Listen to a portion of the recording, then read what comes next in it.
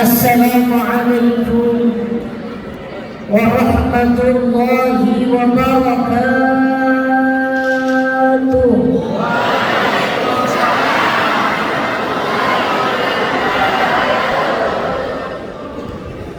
Tolong jawab salam dulu baru nanti angkat HP-nya. Bismillah, alhamdulillah, hamdan wa syukranillah, wa usalli wa sallim ala rasulillah wa ala alihi wa sahbihi wa mawala. Asyhadu an la ilaha illallah wahdahu la syarika lah, wa asyhadu anna Muhammadan abduhu wa rasuluhu la nabiyya ba'dah. Allahumma salli wa sallim wa barik ala sayyidina Muhammadin wa ala alihi wa sahbihi wa man tabi'ahum bi ihsanin ila yaumiddin. Amma ba'du. Yang mulia, yang teristimewa,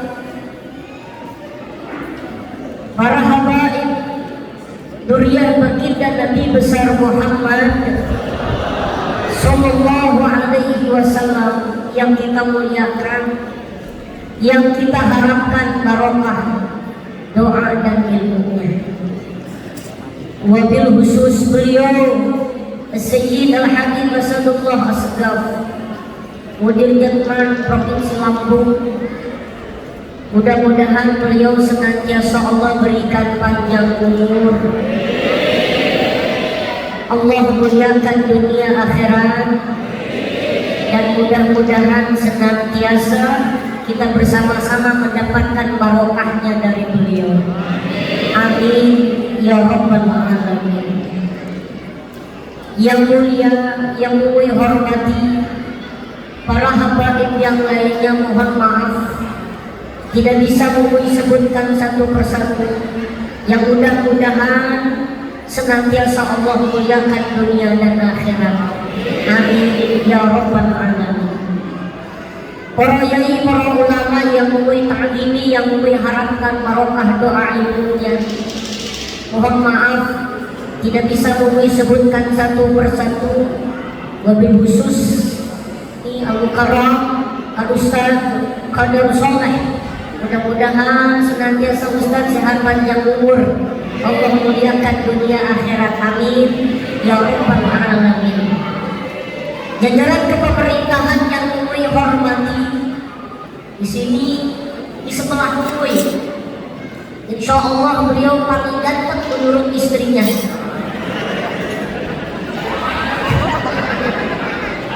Beliau Bapak Lurah, Bapak Adi Swaldi. Oh, itu Pak Deklani. Mudah-mudahan Bapak Lurah sehat panjang umur, dimuliakan oleh Allah Subhanahu wa ta'ala. Amin ya rabbal. Bapak Lukman atau Bapak Dewan yang kami hormati, mana Bapak Dewan?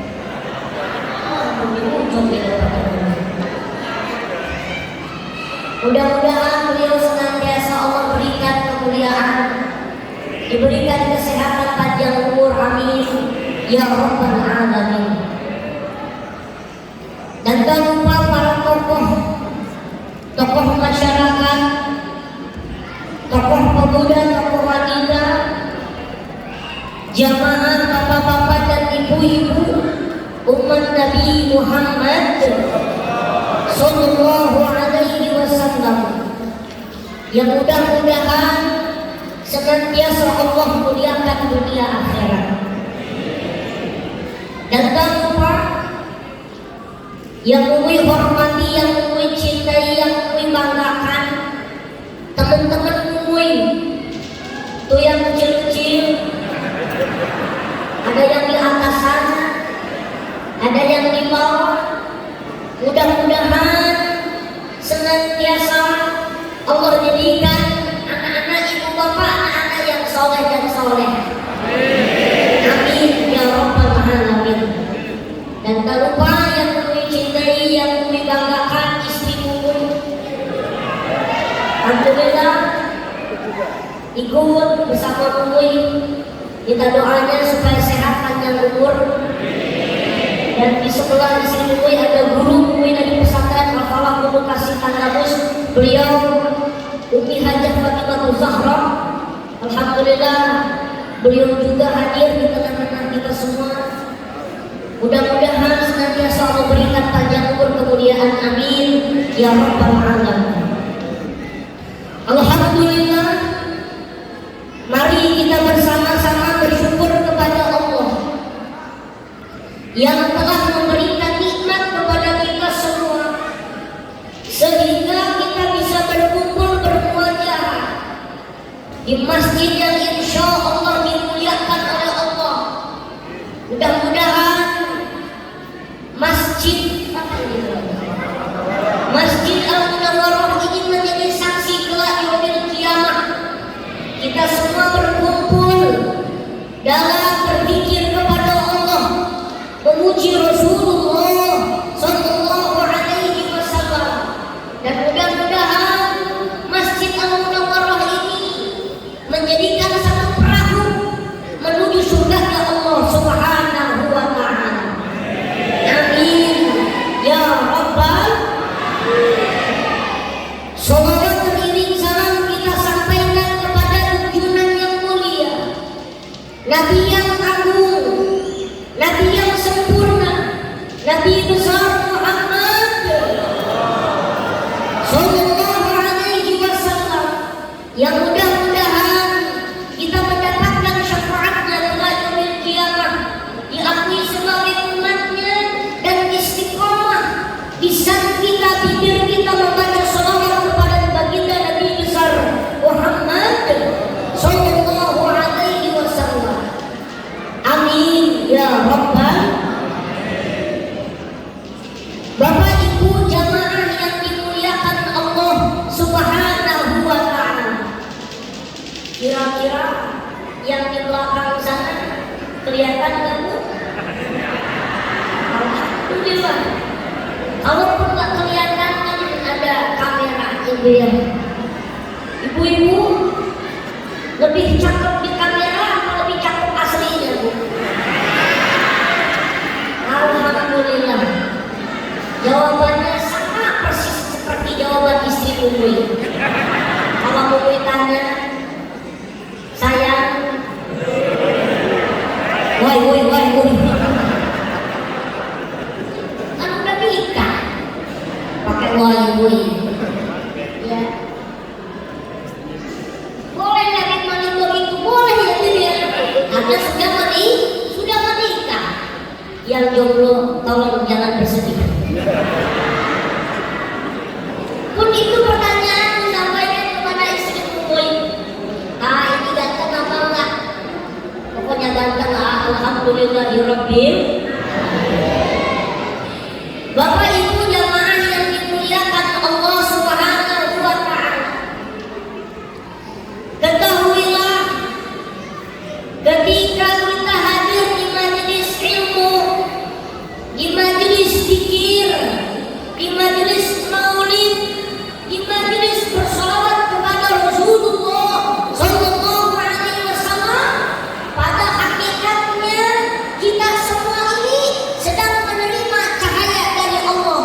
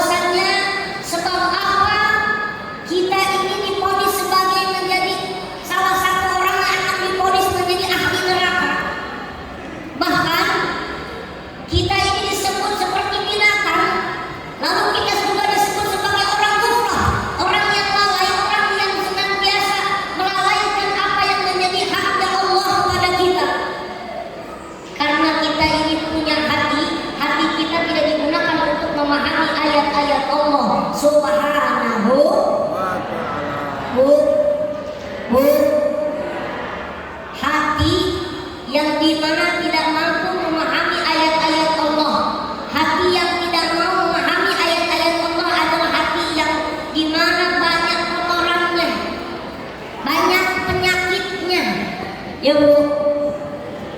Lalu Ustaz, di dalam hati kita ini banyak kotoran, di dalam hati kita ini banyak penyakit. Apa Ustaz sebagai penyembuh penyakit hati di dalam hati kita ini? Maka salah satu penyembuh penyakit di dalam hati kita ini yang pertama adalah hadir di majelis taklim. Bu, bu, hadir di majelis taklim. Ngaji. Bapak Ibu, ternyata ngaji itu tidak ada di bahasa Arab. Ternyata meneliti ngaji itu nggak ada di hadis. Kata ngaji, kalimat ngaji di bahasa Arab nggak ada. Kalimat ngaji di hadis Nabi nggak ada kalimatnya. Ternyata setelah meneliti, kalimat ngaji itu diambil dari filosofi Wali Songo. Filosofi Wali Songo. Apa itu ngaji? Ngaji itu songo gawe siji.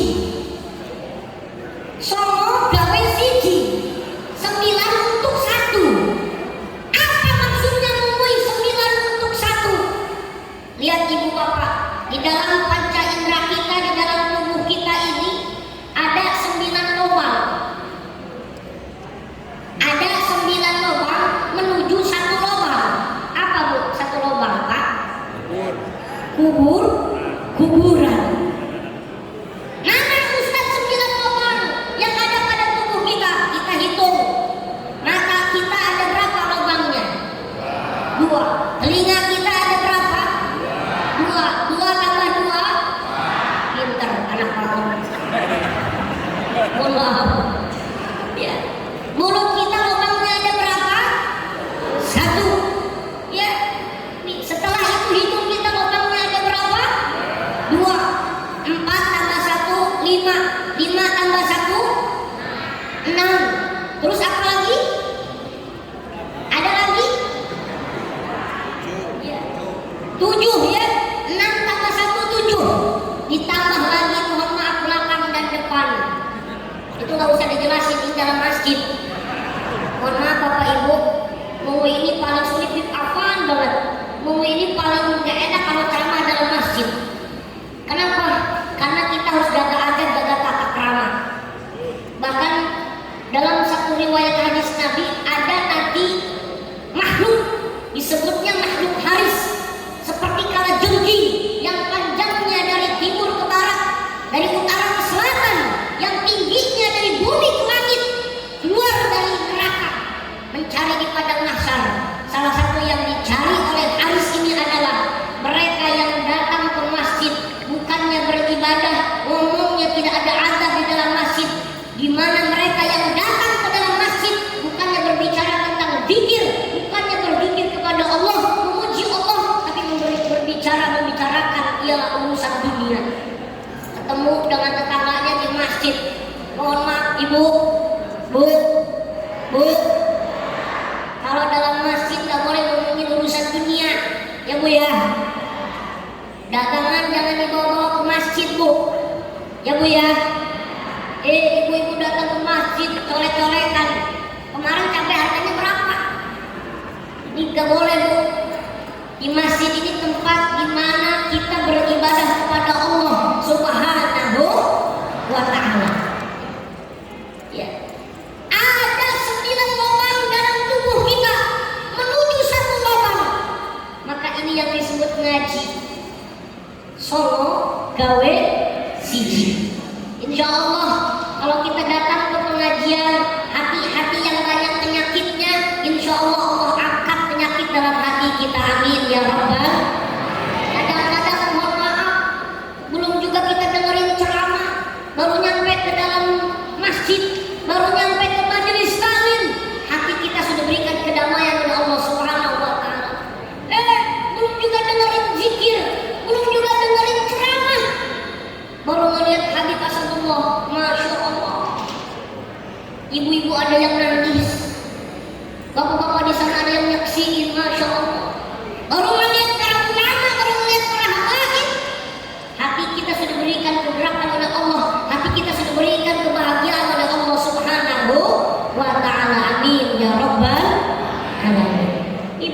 jamaah yang dimuliakan Allah.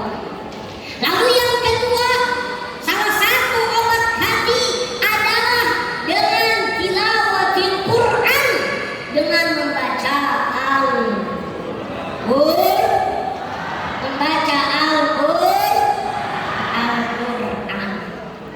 Sudah dibuka Al-Qurannya hari ini? Bu, udah dibuka belum Al-Qurannya, Bu? Udah buka WA belum? Udah buka Facebook belum? Rajin buka WA atau buka Quran? Inilah manusia akhir zaman. Betul? Kadang-kadang Al-Quran sampai kotor taruh dalam lemari. Bahkan ada Al-Quran hanya sekedar pajangan saja.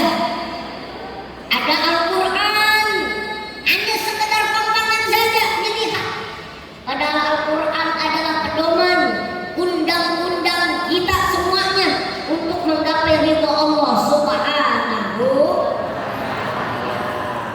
Buka Al-Qurannya, ya. Ada yang namanya qiraat, ada yang namanya tilawah, ada yang namanya hafalan Al-Quran. Kalau memang kita belum bisa menghafal, kita juga belum bisa bertilawah dengan Al-Quran, membaca dan memahami isi Al-Quran, setidaknya qiraatul Quran, baca aja.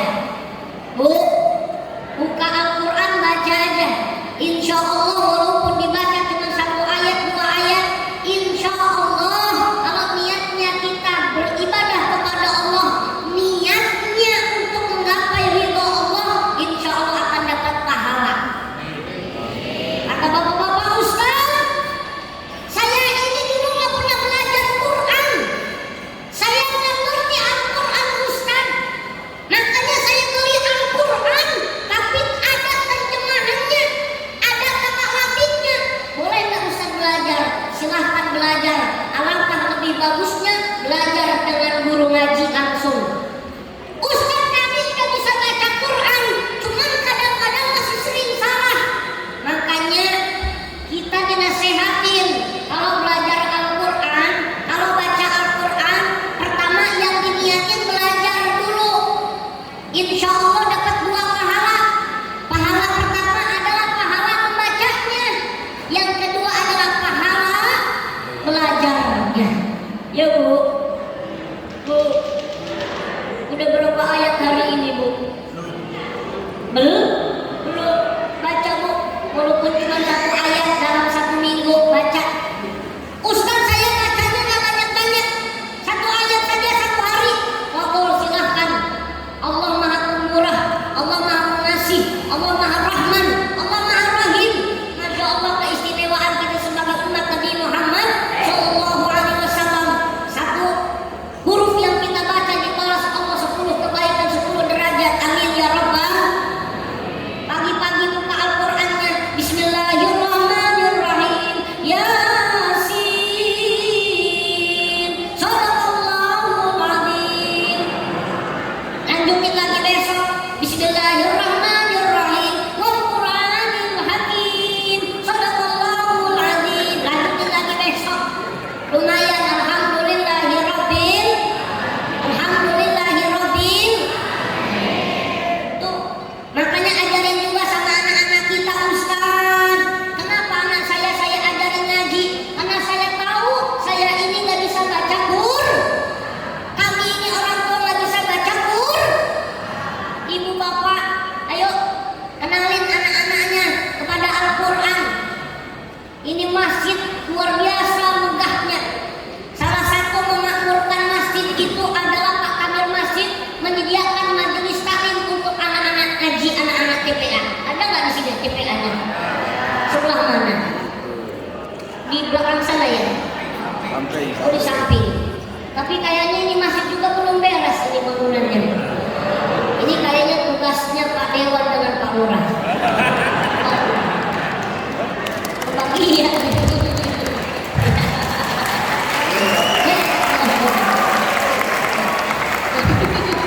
Pak Lurah langsung pengen pulang. Ya Allah, ya mudah-mudahan, ya mudah-mudahan selesai kita acara dari sini, selesai juga pembangunannya. Amin.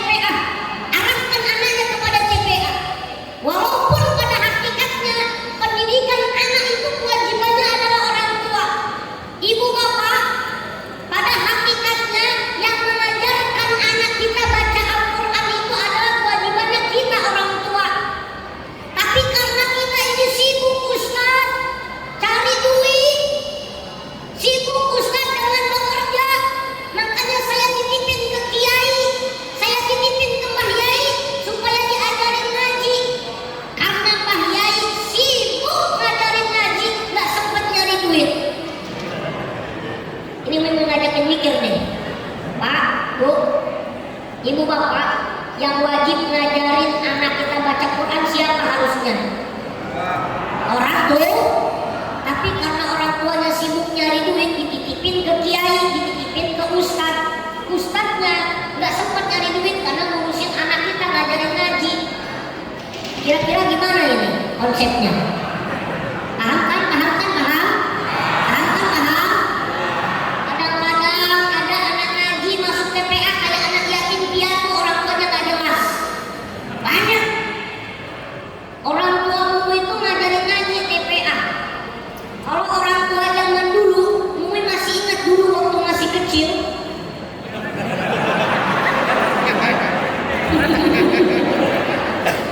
Ya pokoknya dulu.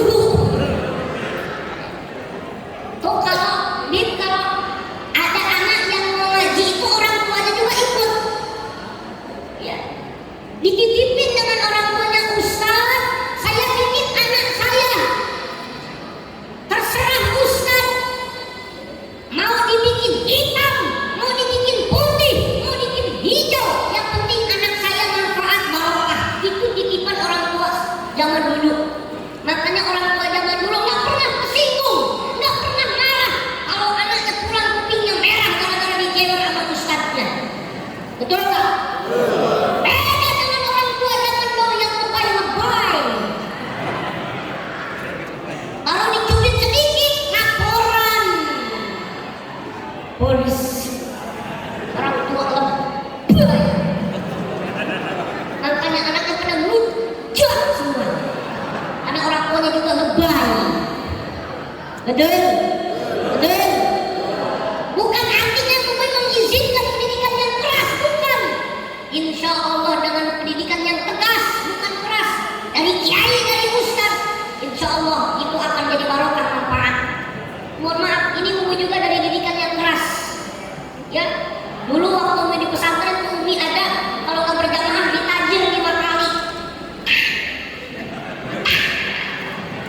Tangan Umi sampai merah 5 kali ditajir. Alhamdulillah barokah. Anak-anak sekarang jangankan ditajir, disebar, dicubit dikit doang laporannya macam-macam, ditendang, ditinju. Nauzubillahi. Udah juga anaknya ngaji nggak ngerti orang tuanya mana. Banyak tuh. Ayo ajarin anak-anak kita baca Al-Quran. Ajarkan anak-anak kita tentang Al-Quran. Sekalipun kita nggak bisa ngajarin anak, bawa ke ustaz. Tolong titipkan dengan ustaz. Jangan lupa kalau ketemu dengan ustaz, ketemu dengan guru ngajinya, minta barokah doa ilmunya. Orang tua Mumui dulu, kalau Mumui ini ketemu kiai, dibawa sama orang tua, suruh ditiup kepala Mumui, suruh didoain, dibuka pecinya, ditiup. Itu permintaan orang tua Mumui dulu waktu ya pokoknya dulu lah, anak lagi aja. Bahkan Beb dulu Mumui pernah ditiup sama yai yang giginya udah metik. Ada dulu kiai, mbah yai yang mohon maaf, mbah yai ini udah metik, udah gak ada giginya. Kan motor gak ada giginya metik nih. Iya, ini mbah yai giginya udah ompong. Terus kata orang tua Mumui, tolong yai doain anak saya, ditiup dulu, dibaca sama yai Rasulullah Muhammad SAW. Namanya giginya udah ompong, yang keluar bukan cuma angitnya doang, keluar dengan semburan-semburan basah muka Mumui. Masa kok dilihat muka Mumui basah semua. Tapi barokah, alhamdulillahirabbil. Itu orang tua dulu ketemu ustaz minta doa, beda dengan orang sekarang ketemu ustaz cekrek dulu ustaz. Bener nggak? Orang zaman dulu ketemu ustaz minta doa dulu, orang tua sekarang minta foto dulu. Iya. Ya bu, minta doa sama kiai supaya anaknya barokah. Ini nanti selesai acara bawa air ke Habib, doain anak saya supaya jadi orang. Emang selama ini anaknya jadi apa Pak? Maksudnya supaya bermanfaat, amin ya rabbal, supaya khairnas, supaya jadi manusia yang paling baik yang bermanfaat, amin ya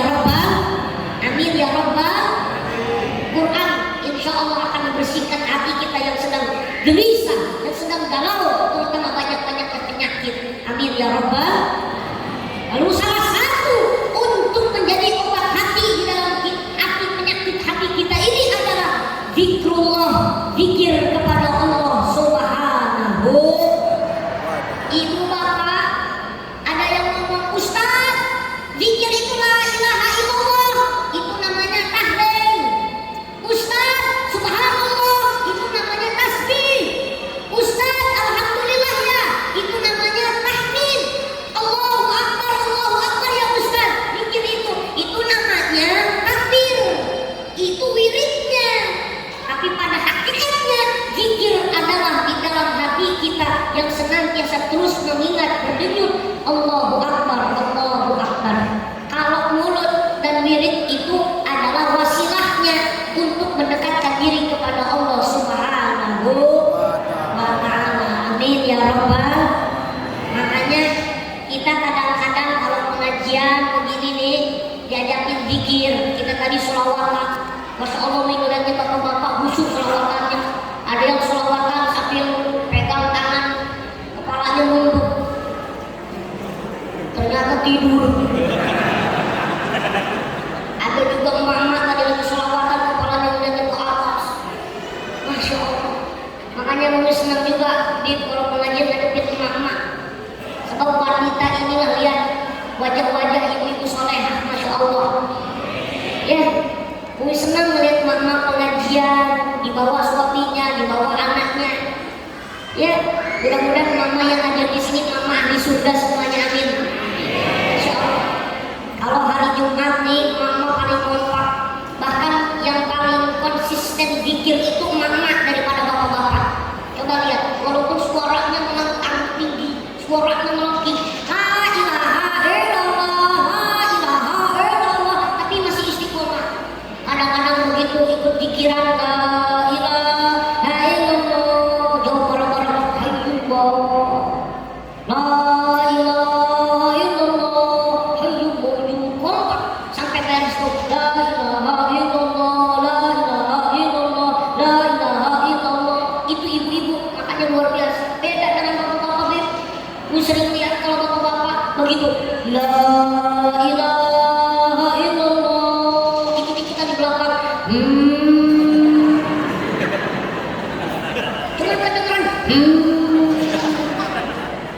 kalau emak makan ya, hayyullah. Kalau bapak-bapak begitu, gue sering dengar, la ilaha illallah. Ada lagi dijawab, cuman kadang-kadang zikir kita ini cuman di mulut,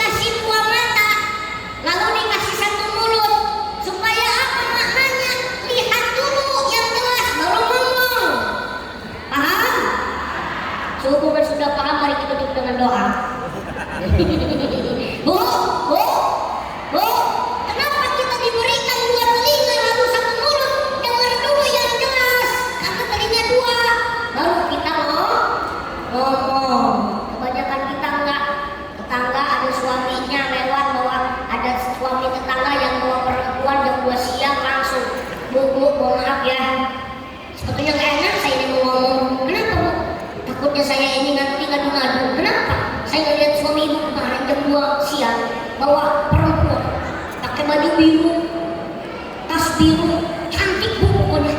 Iya kan? Iya, jam berapa? Jam 2. PA itu adik saya itu yang perempuan. Nauzubillahimin. Kadang-kadang sifat suuzon itu ada dalam hati kita. Nauzubillahimin. Insyaallah mudah-mudahan kita yang ada di sini orang-orang yang selalu bersangka baik. Amin ya rabbal. Yang kedua adalah sifat sombong yang terjadi pada diri kita. Betul, Bapak Ibu. Salah satu penyakit dalam hati kita adalah sifat sombong. Ibu bapak mohon maaf, kita ini manusia ada kekurangan dan ada kelebihan. Ada kekurangan, ada kelebihan. Mohon maaf ya, sifat seperti ini kadang-kadang akan jadi penyakit. Ada yang sombong dengan hartanya, ada yang sombong dengan jabatannya, ada yang sombong dengan cantiknya, ada yang sombong dengan gantengnya. Ya, kadang-kadang ada juga sombong jelek, sombong lagi. Ada lebih parah, udah jelek sombong. Nauzubillahimin. Ibu bapak mohon maaf, jangankan kita sombong dengan manusia, sombong dengan hewan saja jangan. Sebab hewan itu punya juga kelebihan dan kekurangan. Betul, itu hewan. Ibu bapak mohon maaf, ada satu jenis hewan namanya dog. Tahu nggak dog? Tahu nggak dog? Dog itu pokoknya guguk lah itulah. Ibu masih nyebutinnya ya. Mohon maaf, walaupun guguk itu termasuk najis mughalladhah, ya mohon maaf. Tapi sifat anjing itu, sifat guguk itu sifatnya setia. Kalau dipiara sama kita, ini sifatnya setia. 3 hari, 4 hari nggak dikasih makan aja nunggu. Beda sama kita. Oh, 2 hari, 3 hari nggak dikasih makan, udah beda, demo kita. Nauzubillahimin. Salah satu sifat anjing itu, mohon maaf, dia punya kekurangan dan punya kelebihan. Apalagi manusia, mohon maaf, bukan menyamakan manusia dengan anjing, mohon maaf. Maka dari situ kita ini setiap kita mempunyai kekurangan dan kelebihan. Maka lihatlah seseorang itu dengan dimana atas keberkahan dari Allah, atas pemberian dari Allah. Kenapa? Setiap apa yang diberikan kepada kita semuanya pasti sudah Allah berikan kemuliaannya dengan sisi-sisi yang lain. Amin ya rabbal alamin. Bapak Ibu jamaah yang dimuliakan Allah Subhanahu wa taala, mudah-mudahan di dalam hati kita ini terus berzikir kepada Allah, mengingat kepada Rasulullah sallallahu alaihi wasallam, bersalawat dengan Nabi Muhammad. Mudah-mudahan hati kita ini diangkat penyakit-penyakit di dalam hati kita ini. Amin ya rabbal. Sallallahu ala Muhammad.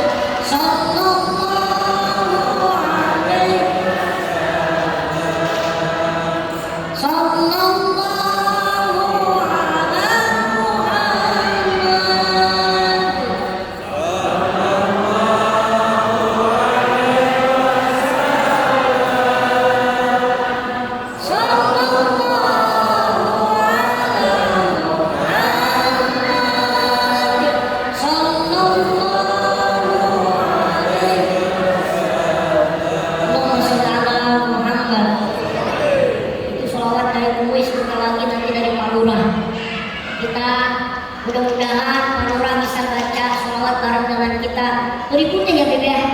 Insyaallah mudah-mudahan Pak Lurah barokah dunia akhirat. Amin ya rabbal alamin. Bapak Ibu jamaah yang dimuliakan Allah Subhanahu wa taala, maka kesimpulannya gunakan panca indera kita, hati kita untuk memahami kekuasaan ayat-ayat Allah Subhanahu wa taala, memahami kebesaran-kebesaran Allah Subhanahu wa taala. Yang kedua, gunakan mata kita untuk menyaksikan, melihat, mengambil hikmah apa yang dilihat. Jangan menjadi pandangan yang mendatangkan dosa, jangan menjadikan pandangan mendatangkan kemadharatan, jangan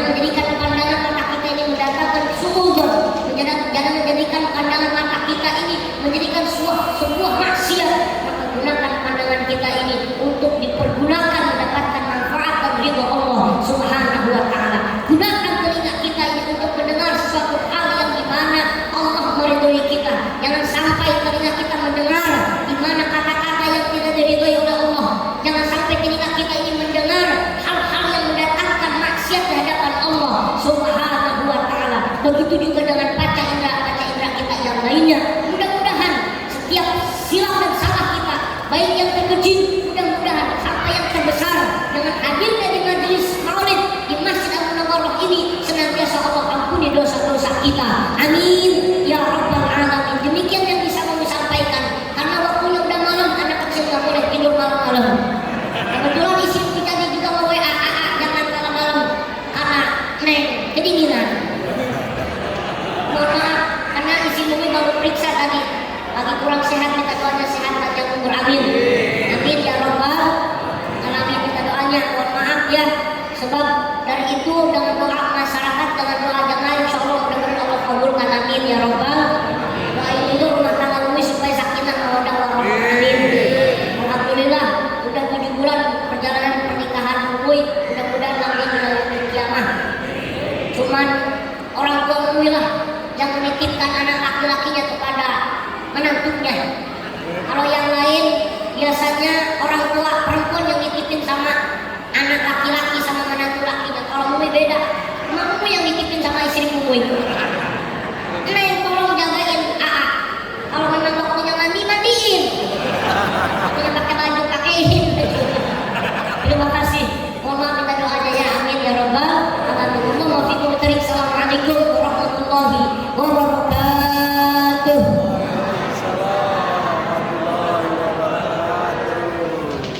Sallu ala Nabi Muhammad. Ya, kita yang kedua wasiat dari Pak Lurah.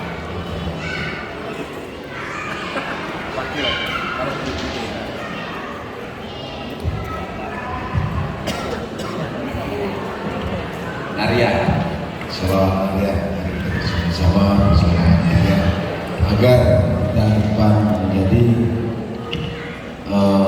selalu dalam lindungan Allah Subhanahu Wa Taala dan dimudahkan rezeki. Amin. Allahumma sholli sholatan kamilatan wa sallim salaman